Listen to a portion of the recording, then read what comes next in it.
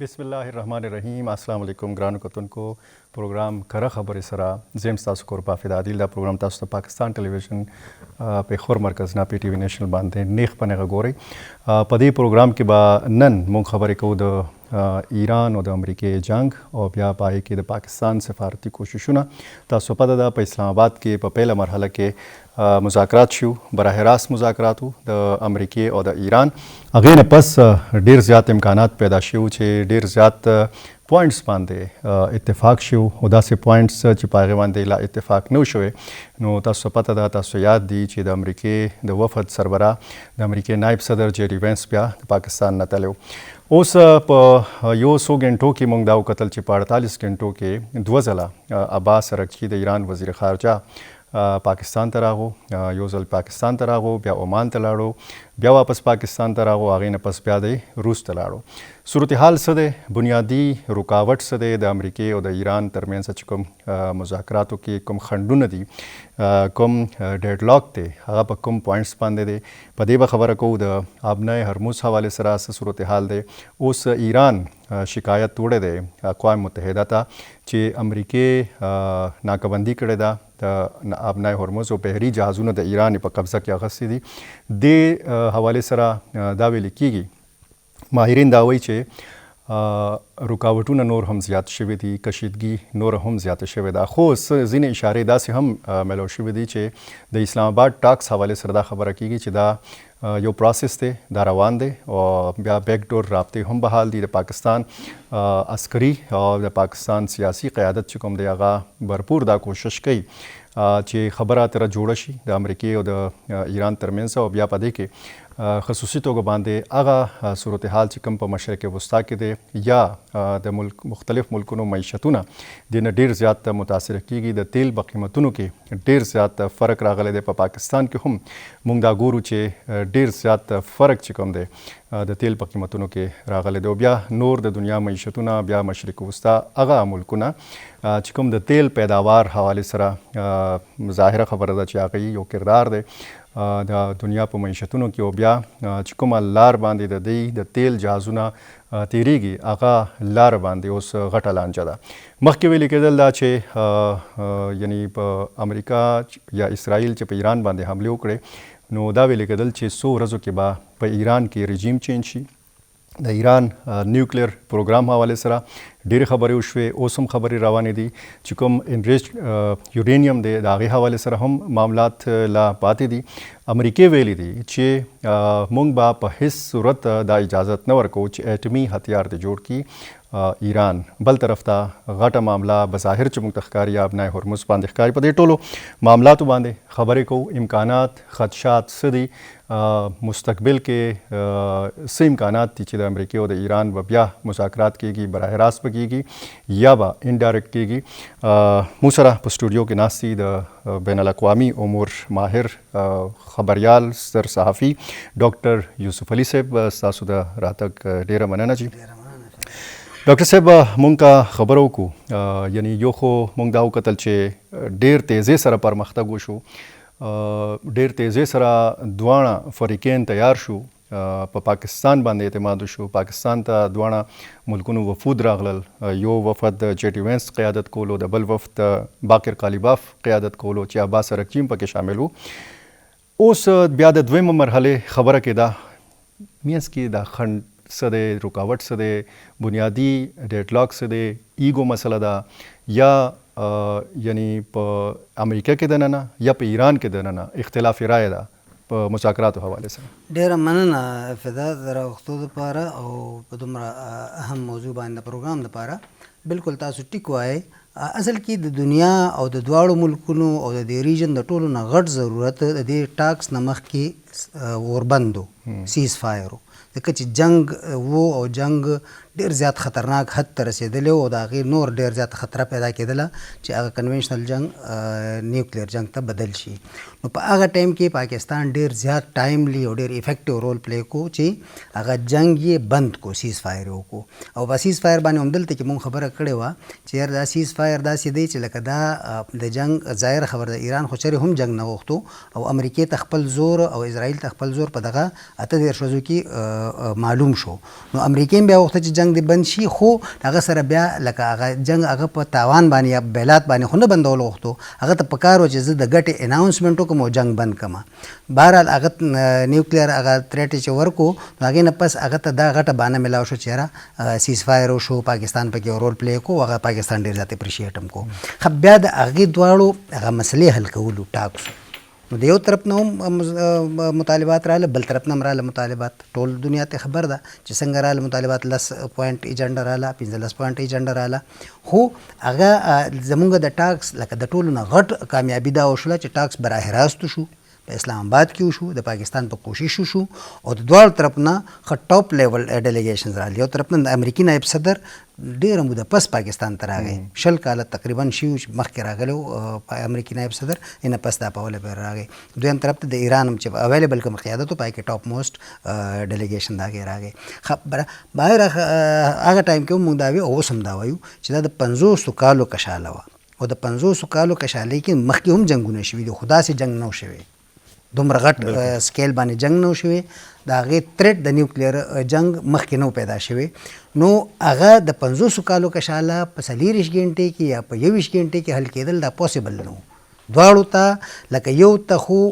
پکارو چې هغه مطالباتو کې دومره مطالبات ومنلی شي چې هغه ته هغه سایف اف ریلیف میلاو شي ایران ته، کم از کم سینکشنز ته خوا شي، د هغه فروزن ایسټس ریلیز شي، د هغه نیوکلیر انریچمنټ کې مو سره څه ګزاره وشي. نو هغه ته خو ټرافي پکار وه، خو د ده نه ډېره ټرافي پکار وه ډي جي وینس او د هغه جے ډي وینس او د هغه ډیلیګیشن ته چې هغه هلته کې اناونس کړي، او هلته کې عام انالیسټانو، امریکني انالیسټانو هم دا خیالو، پاکستاني او نور د نور ریجن انالیسټانو هم دا خیالو، بلکې دا کنفرم انفارمیشن و چې هغه په میدان باندې جنگ بللی دی، هغې په ټیبل باندې ګټل غواړي، او ایرانیان د ټولو نه ښه چې څنګه په بیټل فیلډ کې هغې ثابت شو، هغه هغې په ډیپلوماټیک فرنٹ باندې د هغې نه ښه هغې مضبوط ثابت شو. نو هغې وی چې یاره مونږ 50 کاله پس مونږ په موټي کې امریکا راغلی، د هغې ګردن راغلی دی، نو په دې ټایم کې چې څومره ډېرې ګټې دي چې هغه ته مونږ واخلو. ټیک شو. نو هغه ټاکس چې دی نو هغه پوسټپون شو یا لکه هغه ډیلے شو. امریکې حوالې سره دا خبره کېږي چې هغه په دې جنگ کې ښکیل شوه او بیا هغه ته ځان رایستل غوښتل، او بیا چې د اسلام آباد ټاکس کې مونږ وکتل نو پای کې ډېر زیات نکات داسې چې پای باندې ډېر زر اتفاق وشو، خو په منځ کې هلته کوم داسې رکاوټ راغو چې جے ډي وینس چې کوم دی هغه ډېر اچانک لاړو د اسلام آباد. هغې کې ځینې خبرې خو د ټاکس او د پوینټس دي که نه، پوینټس خو په ټیبل باندې حل کېږي. ګوره ټاکس چې کېدل که نه دواړه به خپل پوزیشنونه ډېر سټرانګ او بره ساتي، ټیک شو. خو بیا چې کله دوی کنسیلیشن یا ریکنسیلیشن ته راځي نو دوی به یو میډل ګراؤنډ ته راځي، دواړه به د یو بل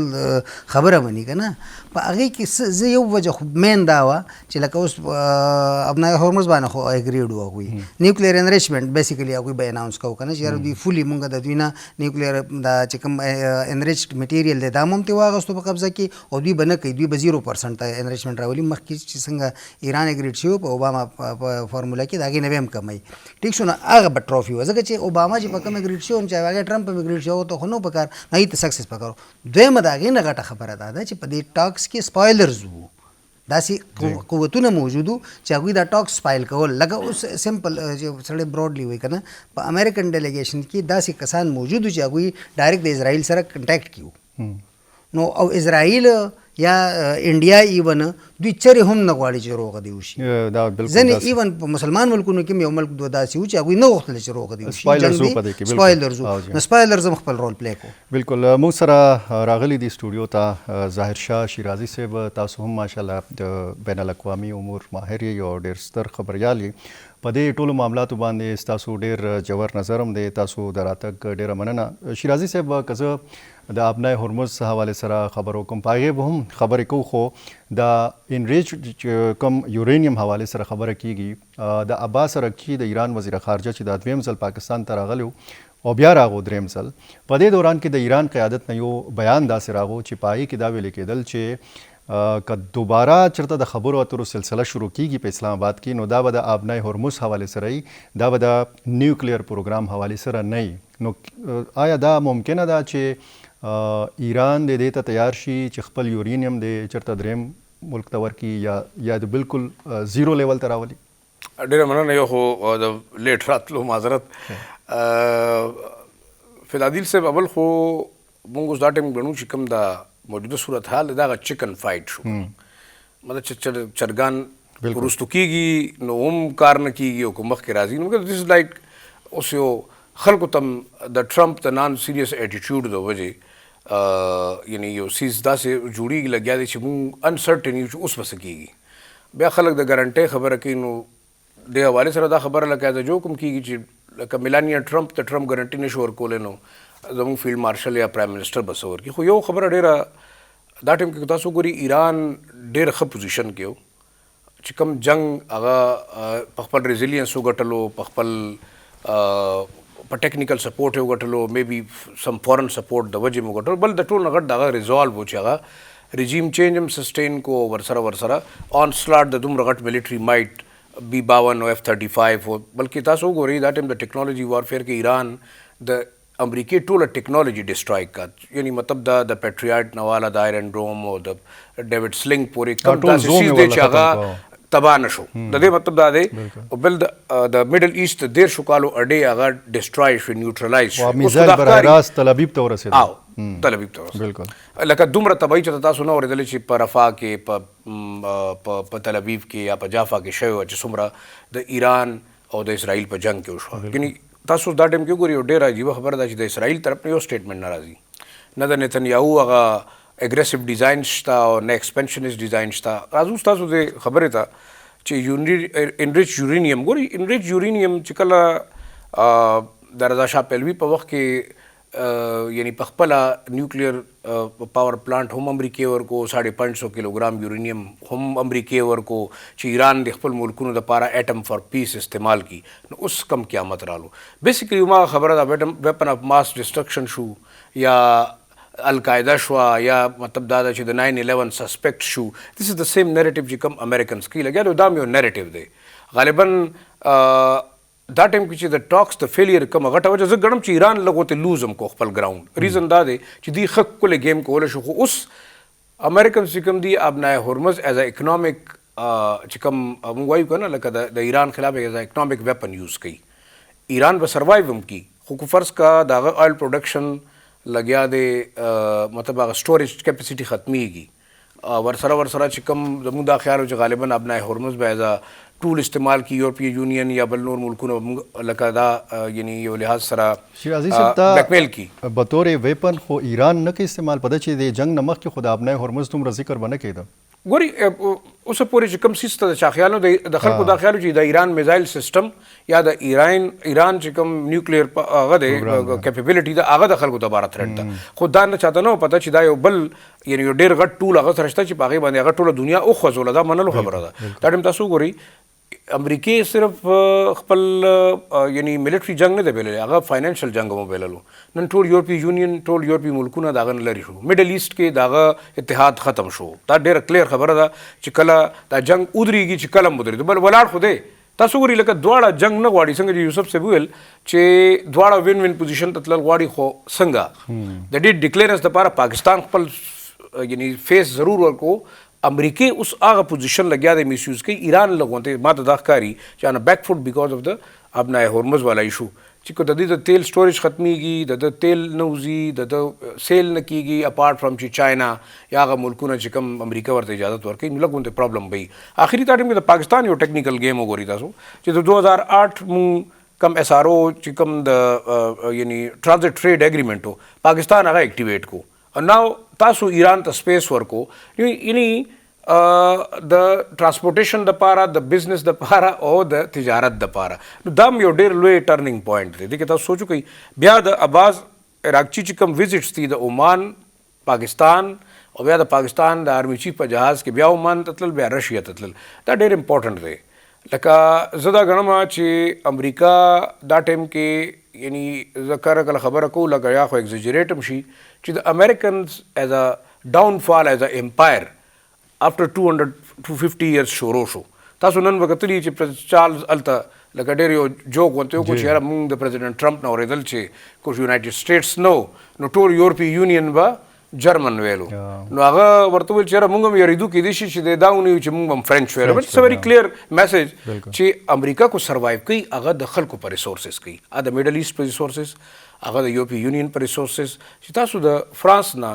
په $1 کې 7 سنت ایز ا پروټیکشن منی واړی نو هاو مچ سپین از پیینګ نور ورسره چې اټلی به څومره ورکوي نور ملکونه به څومره ورکوي او بیا د میډل ایست ملکونه د دې جنگ نه مخکې ټرمپ دلته چکر والیو او خپل برایب وړي چانه جهاز وړو چانه پیسې وړي یو سوال لکه دارا پیدا کیږي چې آیا په د میډل ایست کې کوم ملکونه دي دوه ملکونو خو ډېر لکه عبرت واغشتو قطر اند سعودي عرب هغه کلیر شو اوس تاسو ګوري د اوپیک نه یو ای وزي لګیا دی ریزن څه دی ریزن ماغه د تاسو سره ډېر کلیر الانسز ښکارا شو چې انډیا اسرائیل او مطلب یو ای ولې چې دی به 29 ملین بیرلز نه به زیات دی پروډکشن کوي اینډ ستا بایر به څوک یا به مطلب انډیا وي یا به چاینا نشي کېدی ورلد آرډر هم دې سره چینج شو غالبا زما په خیال کې ریوایول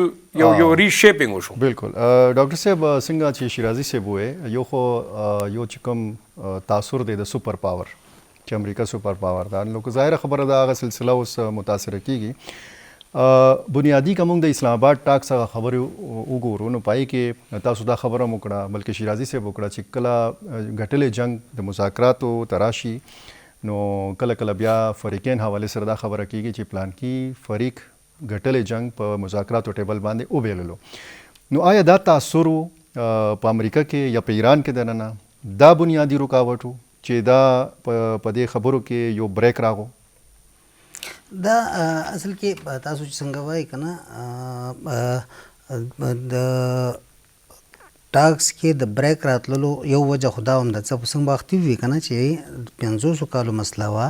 هغه په 2 غنټې کې نشو حل کېدلی ټیک شو نو هغه د پاره بعد لګونه ویټ کې دواړو بعد د سیزه ترازی چې دغه شي او د دنیا بنیادی خبره د اکانومي چې څنګه وکړه شیرازي صاحب یا د دواړو د سټاند پوینټ خبره وشوله نو ایران بیسیکلی ایران اوسم زدانه غنم چې ایران په لوزینګ فرنٹ باندې دی ایران په اکانومي باغه سروایو کی ځکه چې 50 کال مخکې هم دا سینکشن سروایو کړی دي هغه د تیلوم فایده کړی دا هغه د نور چې کوم سینکشنز دي خپل پورټس وغیرہ دا ډسپایټ سینکشنز هغه خپل کار کړی دی ایران ته ټول نغټ نقصان دی چې هغه به انټرنل سټیبিলিټي مینټین ساتي अब د خلکو اعتماد ځان سره ساتي بل د ایران کې چې کوم دوه دغه دي سوتي دوه سایډز دي کنه لکه د آی آر جی سی او یا د کرنٹ لیډرشپ د دویم لګونه دغه شته بل طرف ته امریکا د امریکای ته هم سیس پکار دي خو دوی دواړه به مجبور کیږي بیا چې دوی راشي بیا ټاکس ته او دوی مسله حل کیږي چې د ورلد اکانومي لګیا دا هغه افیکټ کیږي د سره او د ورلد اکانومي افیکټ کېدل لپاره ګور نن هم د یورپین یونین ډیلیګیشن راغلی پاکستان ته کنه او هغه به خپل اثرات خي ډیفینټلی بخي نو چې هغه کله د ورلد اکانومي ډیره افیکټ کېدل شروع شي دوی به خامخا دواړه کې ځکه دواړه بلیم بیان شي غسته په خپل سر باندې خبرې کې ډاکټر صاحب شروع کې دا خبره هم کېده چې وای دا خبره ډیره تیزی سره څنګه چې ما وای چې پرمختګ ډیر تیزی سره شو او بیا ډیر ښه خبرونه را روانو اسلام آباد ته چې څومره میډیا راغلی و انټرنیشنل میډیا په دې انتظار کې و چې اوس به اعلان کیږي چې معاهده وشوه په دې کې دوه قسمه خبرې کېدې هغه یو خبره ده چې دا خو ټول کریډټ چې ډي وینس ته ځي هغه آینده صدارتي امیدوار دی نو ډونالډ ټرمپ صاحب نه غوښتل ده او بله دا چې جې ډي وینس نه غوښتل چې دا ټول چې کوم دا لکه که فرض که دا خبرې کامیابې شي نو دا به د ایران فتح نو هغه دا نه غوښتل چې دا شرم ځان سره یوسي نو هغه بیا هر څه په میز کې پرېښو او بیا لاړو واپس دا دوه قسمه خبرې دا دوه خبرې خو کېدې اصل کې خو د جې ډي وینس دپاره خو ډېره لوی سکسس و دا چې هغه ځان سره د امن یو دغه وړلی و جې ډي وینس په نور هم ډېر ځکه چې په ریپبلیکنز کې ته وګورې که نه نن سبا د سینیسټ وایس صرف هم جې ډي وینس دی نور خو لکه ته وګوره د هغه اوس خو په مخې ته نه راځي هیګزبت چې یا هیګزت چې دی یا روبیو دی دوی دواړو خو لکه دغه وکنه وشوه که معاهده کې آلته په هغه پیله مرحله کې شوې وه نو ډیره زیاته فایده خو ایران ته وه که ایران ته خو فایده وه ایران ته خو اوس هم فایده ده مخکې هم فایده وه ایران خو یو زما دا دلته کې هم دا مخکې دا اوپینین و چې ایران که یو پوینټ هم صرف هغې کې خپل اکسپټ کړی وی که نو هم د ایران ټوله فایده وه ټیک شو او امریکې که دوم لوز کړي او د هغې غټه وجه دا ده سره چې تاسو ووې شیرازي صاحب هم ووې چې د امریکې ټول میتس مات شو لګیا دي د هغې د سپر پاور میت مات شو داغه د ډالر سپیریورټي مات شوله داغه د امریکای دغه صرف دغه نه کېدو د ډالر ټول بزنس د میډل ایست او د هرموز او د دنیا هغه کېدو په ډالرز کې ستا ټول لایسیس په ډالرز کې اوپن کېدلې نو داغه ټول بزنس هغه د ډالر هغه سپیریورټي مات شوله داغه د آیرن د سوتي د پیټریوټس او داغه د چې کوم انټرسپټرز یا دغه چې کوم میتود هغه انوینسیبل ډیفنس هغه مات شو لګیا دی دغه ارسو لګیدل کنه دغه اډې مو لګی دی دغه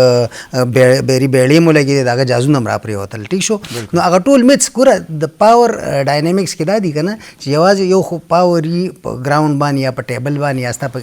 سټیټسټکس کې یو د پاور په پروجیکشن او پبلسټي نو د امریکای چې کوم خپل دغه جوړ کړو په دنیا باندې هغه په پروجیکشن او پاور هغه پروجیکشن او پاور هغه تاثیر مات شو نو ځکه ورلد اورډر مونږ وایو چې ورلد اورډر به هم چینج شي بلکې چینج شو د امریکای هغه لون سپر پاور او سټیټس هم ختم شو نو دا خبره دویمه یو خبره تاسو څنګه وکړه ده کنه چې د امریکا زما دا نه خیال چې دومره ډیر پیټي کوي سیس تراشي کنه ټرمپ خو څنګه شي رئیس به ټرمپ د غوړ څخه ایکسپیکټ کیږي خو دې ته نه راځي اټ لیست چې زه د کریډټ والا مو د کریډټ والی کریډټ اسم د ریپبلیکنز او د ټرمپ پسونه ژوند دی کنه کریډټ ټرمپ ته تلوبا خو لکه دا واچ لکه هغوی صرف ټوټل وکټري ایران ته نه ورکوله او ځان په ښکاره کې ټوټل ډیفیټ هم نه وړو چې په 20 غنټه کې څه ډیفیټ شیرازي صاحب مخکې خو خبره صرف د امریکای او د ایران وه بیا چې د ابنای هرمز دا خبره پکې راغله نو ظاهر خبره ده دا غلار ده چې د یو ای ای د سعودي عرب د کویت داسې د نور ملکونو چې کوم بحري جهازونه دي هم په دې لار راځي او 20% د تیلو ترسیل هم په دې لار باندې دی دا چې کوم بلاکټ دی د وجې نه تاسو نه ګڼئ چې فریقین اوس زیات شوي دي متاثرین زیات شوي دي صرف ایران نه دی متاثره د دې ناکابندۍ نه هغه ملکونه هم متاثره دي چې کوم د تیل پیداوار دي او د دې لاره په بندش د وجې نه د هغې معیشت متاثره کیږي اول خو د سوچ خبره ده چې د ایران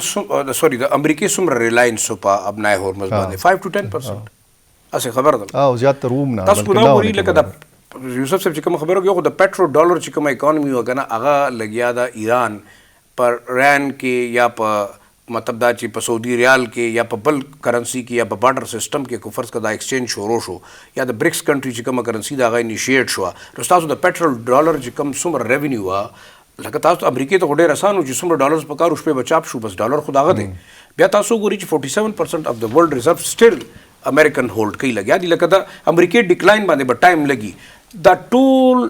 جنگ مقصد سو اٹ واز جسٹ د اسرائیلی وار کنه په دوه طریقې باندې ګوره اسرائیل کوشش دا و چې د ایران نیوټرلایزیشن وشي د نیوکلیر سایټس تباه شي د ډسټرکشن وشي انفراسترکچر تباه شي سکولونه کالجونه تاسو کو ته لکه جنگ خو نو شوی کنه دا خو یو اګریشن و د ایران خلاف هغه سسټین کو بیا دویم پوینټ دغه کوشش دا و چې میډل ایسټرن ملکونه انسټنټ تاسو ګوري په سعودي عرب چې کوم حمله وشوه یا د دې نه په قطر کوم شوی وي هغه حملو نه علاوه چې کوم ایران کړي دي نور هم داسې دغه پر ریفاینډ شوي دي هغه کې د پاکستان ډېر خرولو چې هغه دواړه ملکونه پیسیفای کړ او دا جنگ د میډل ایست ملکونو مېس کې ونشو اوسم د ابنای هرمز بندېدو سره د اسرائیل نتنیاهو صاحب یو بل نیریټیو ورکوي چې ما تاسو ته مخکې ویلیو چې تاسو یو الټرنیټ پایپلاین په تھرو باندې تھرو اسرائیل چې کوم دی دا ټول ټرانزیکشن کوي بیا به تاسو اومغه سیزو چې د اسرائیل به د دنیا یا د میډل ایست پټرول به یا آیل به کنټرول کول اوس تاسو ګوري لګیا د سعودي عرب هم الټرنیټ روټ باندې کار کوي ګوري دا خبره خپل ځای باندې خو لکه ټیکنیکلی ګوري د ایران او د عمان په میز کې چې کوم لکه د یعنی د سیند دا ټول سپیس دی دا 23 کیلومتر دی هغه که تاسو دومره نیرو سپیس دی چې د دواړو ملکونو اسیم حق جوړیږي چې په سویس کینال باندې حق جوړیږي په پاناما کینال باندې جوړیږي په ابنای باسپورس باندې جوړیږي نو آیا د دې دوه ملکونو نه جوړیږي مطلب پکار دا چې تاسو دلته ټول ټیکس ورکړي دلته هغه فیسیلیټیشن وکړي یو سیز په مخ کې جوړیږي فرض که تاسو امریکن فرست پالیسی باندې چلیږي کنه نو دا جنگ به بند شي دا حالات به ټیک شي څنګه چې ډاکټر صاحب ویل چې دا دواړه ملکونه غواړي چې مونږ ځان د مصیبت نه خلاص شي اسرائیل سایډ ته کېناستو تاسو ګورئ د اسرائیل دپاره چې کوم پلان شوی و هغه ایکسپنشنس ډیزاین د اسرائیل چې کوم دی هغه ډېر حده پورې دې جنگ سره رکاو شو لکه دا یعنی یو فیکٹ د هیستوري کې خبره شوه چې نیکسټ 20 ایئرز د اسرائیل دپاره به ډېر مشکلات دي چې کوم د هغه میتو هم ختم شو کم د عرب ملکونو یره وه هغه هم ختمه شوه هغوی ته دا اندازه وشوه چې د ده ریسپانس څوک کولی شي غټ په سیز څه کېدی شي خو پاکستان ایران ترکی سعودي عرب قطر یعنی که موږ دا وګورو یو ډېر ښکلی کمبینیشن جوړېږي دې طرف ته خبره روان هم ده موږ د نیټو لایک الاینس خبره نه کوو خو ایون یو کولابریشن وشي اول د اکنامک وشي چې اکانومي د دې ملکونو خپلو کې یو بل باندې ریلای کوي نو سکیورټي په خپله راځي. یو بدل ته په دې خطه کې ضرور یو خبره کلیر پکار ده چې د دې خطه کې د شیطانت جړ د تباہی جړ یو ملک دی د هغې نوم دی UAE. په دې کې که تاسو په دې خبره نه کوئ دا به ډېر ظلم وي. ګورئ لکه ټول د زاینسټ لابي انویسټمنټ د چباتس او د راث چایلډ ټول انویسټمنټ دلته دی. ولې چې تاسو په سنټرل ساوث ایسټ ایشیا چاینا رشیا پورې دلته نه کنټرول کوئ. په دوبۍ کې کم خلک وو 9 لکه د هغې خپل آبادي د 4.3 میلیون انډینز دي. ورسره تاسو کو کلکولیټ کوي چې هاو مینی زاینسټ لیفټ تقریبا دا وایي چې 2.5 लाख هغه فیملیز چې ریچسټ زاینسټ فیملیز جویش نه چې فار پرپز دا یو فارورډ بیس و میډل ایسټ کې د اسرائیل او د امریکې. لکه قطر ضرور د امریکې ملټري بیس خو دا د هغې اپریشنل بیس و. نو تاسو ګوري په دې کې د دې هغه هار پروجیکټ سمو د ویدر کنټرول پروجیکټ سمو. نن د ایران خلک خوشحالي زموږ ایران کې ګلونه رالل تهران کې باران کیږي. لکه دیز آر ریئلټیز. موږ خو ګوري جنګ یو فیکټر باندې وکړو. تاسو د دومره مودې نه په ایران باندې هوا دنیا او د قدرت چې کوم هغه نعمتونو هغه هم تاسو کنټرول کول او هغه د UAE نه به کېدل. بیا ګوري که فرض که بحرین UAE او کویت کو د خلکو دا خیال چې امریکا به دوباره سټرایک کوي نو ستاسو لکه ډې کې دویمه خبره نه د IRGC په لیست باندې د درې واړو ملکونو ټوټل الیمینیشن او کېدیم شو. آیا تاسو دې جنگ طرف ته تلئ ډېره مشکله ده. زما په خیال کې زه دا ګڼم چې خبره به بیا په میز کېږي خو اوس هم پریشر ټیکټکس یوز کیږي چې د دې میز نه میکسیمم څه اوچتولی شو. ایران خبره به بیا په میز کېږي او ظاهره خبره ده چې پاکستان هم د حوالې پاکستان رول تاسو نشئ ډینا کولی. فدا صاحب ریزن دا چې د پاکستان د میډل ایسټ سکیورټي په اکانومي کې یو ډېر لوی فیکٹر شو. ډاکټر صاحب یو د پاکستان چې کومه پالیسی متوازن پالیسی یو بیلنسډ پالیسی یعنی یو طرف ته کوم د دې جنگ نه مخکې وګورو یو طرف ته چین بل طرف ته امریکا یو طرف ته سعودي عرب بل طرف ته ایران او بیا اوس پکې د UAE او د نورې مسلې چې کومې د مخې ته راغلې. په دې کې عباس ارغچی پاکستان ته راځي عمان ته ځي بیا پاکستان ته واپس راځي بیا د هغې نه پس روس ته ځي او روس پیشکش هم کړی چې موږ هم په دې کې کردار لوبولی شو څنګه چې د پاکستان کردار روس طرف نه دا پیشکش هم شوی دی چې افزوده چې کوم یورینیم دی هغه زه ماته حوالې کې زه هغې حوالې سره هم پیشکش شو. تاسو په دې ټول هغه کې د روس کردار ته په کم نظر ګورئ او دې سره یو ضمني سوال دا دی چې اوس هم پاکستان مصروفه دی داسې څه خاموش سفارتکاري سلسله روانه ده؟ بالکل دا پاکستان ډیر زیات پاکستان یو خدای کنه په انټرنیشنل ریلیشنز کې موږ دا وی کنه چې ځان ته به اپورچونټی کریټ کې او بیا به اپورچونټی ته ایکسپلایټ کې ټو د میکسیمم. د دې نه مخکې ته وګوره یا د مې 2025 نه مخکې ته وګوره نو پاکستان بالکل آیسولیشن ته بوتلی و خاص کر انډیا اسرائیل او امریکا ټولو په شریکه باندې پاکستان ټیررسټ ډکلیئر کولو کوشش کړی او فیټ اپ کې پاکستان لکه نیوکلیئر دا سوته اکنامیکلی بینکرپټ دا ټول چیزونه راغله که نه د هغې نه پس اپورچونټي میلاو شو یو په 2025 مئی کې میلاو شوله هغه پاکستان بیسټ یوټیلایز کړله او یو دا میلاو شوله. نو په دې کې پاکستان لایم لایټ ته راغی او دا بالکل تاسو ټیک وي چې دا بیلنس ساتل اسان کار نه و چې ستا په ګاونډ کې 2 سپر پاورز دي او ستا په ګاونډ کې 3 سپر پاور چې نو هغه جنگ شروع کړی دی او څلورم پکې کمزوری ملک د اسرائیل هم دومره ډېر دغه دی. نو په دې کې په دې ټولو کې بیلنس ساتل او ایټ ټایم پاکستان په دغه ټایم کې په 3 فرنټس باندې په خپله هم انګیجډ و. هلته کې هم جنگ دی د هغه جنگ هلته کې امریکا وګټي او اسرائیل وګټي نو بیا یې ټارګېټ پاکستان دی د اسرائیلو خاص کر. دلته کې په ویسټ فرنټ و نارت ویسټ فرنټ باندې هم افغانستان کې ایکټیو وو ایسټ فرنټ هم دغه اپریشن سندور انډیا خو چې لا کنټینیوډ دی که نه نو هغه هم لکه دغه په 3 فرنټس کې بیا پای کې دومره په دې دوران کې سعودي عرب ته فوجیان هم لیږي جهازونه هم لیږي او په دې دوران کې یو نوی کاریډور د ایران سره نو هغه دا هم خپل ایر سپیس هم کنټرول ساتل بیا خوا کې د افغانستان ایر سپیس هم کنټرول ساتل بیا په دغه دوران کې کټاکس له خلک راولي د ایران ایر سپیس هم په خپل کنټرول کې ساتل بیا سعودي عرب ته هم ورکول بیا د سعودي عرب هغې نه هم لکه اسپویلرز دغه ټایم کې مو ویچاره دا ولې جهازونه هلته لاړل ټیک شو هغه هم دغه ځکه چې د امریکا د سعودي عرب او د ایران خو هم یو کنفلیکټ خو که نه نو هغې کې هم بیلنس ساتل نو دا ډېر زیاته افیکټیو وه. دویمه غټه خبره دا وه چې لکه